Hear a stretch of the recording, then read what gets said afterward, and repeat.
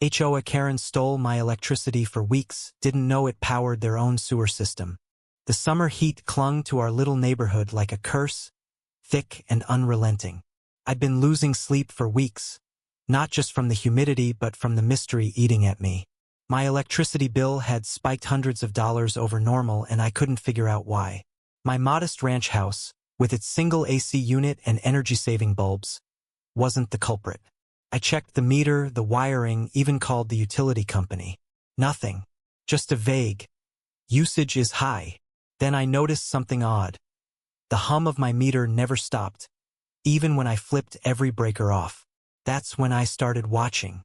Our neighborhood, Willow Creek, was a quiet pocket of 40 homes, ruled by the iron fist of Karen Whitaker, the HOA president. Karen was the kind of woman who'd fine you for a crooked mailbox or a blade of grass too long. She'd smile while handing you a violation notice, her perfectly manicured nails a stark contrast to the venom in her voice. Everyone tolerated her because she kept the streets clean and the property values high. But I'd always sensed something off about her, a glint in her eye that screamed control freak. When I mentioned my bill to neighbors, they shrugged. Old house, bad wiring, they'd say. But I wasn't buying it. One evening, I followed the hum. It led me to the edge of my property, where a utility shed sat, half hidden by overgrown shrubs. The shed was locked, but a faint glow spilled from its cracks, and the hum was louder here. I crouched, peering through a gap, and saw a tangle of wires snaking from my meter to a thick cable running underground. My heart pounded. Someone was siphoning my power. But who? And why? I spent days watching the shed. Late at night, I'd see Karen's silver SUV pull up, her silhouette slipping inside. She'd stay for 10 minutes, then leave. I started documenting everything: times, dates, even photos of her license plate.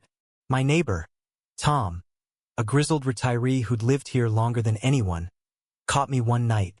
"You're poking a hornet's nest," he warned, his voice low. "Karen's got secrets. Let it go." But I couldn't. The betrayal burned too deep. Then came the twist. Tom wasn't just a bystander. One night I caught him at the shed, too, fumbling with a key. When I confronted him, his face crumpled. "It's not what you think," he stammered. He revealed Karen had blackmailed him into silence years ago after catching him tampering with the community well to save on water bills. Now, he was her reluctant accomplice, helping maintain a secret that made my stomach churn. The neighborhood sewer system, an outdated mess the HOA refused to upgrade, was illegally powered by my electricity. Karen had rerouted my line to keep it running, saving the HOA thousands while my bills skyrocketed. Tom's confession hit like a punch. Karen wasn't just stealing.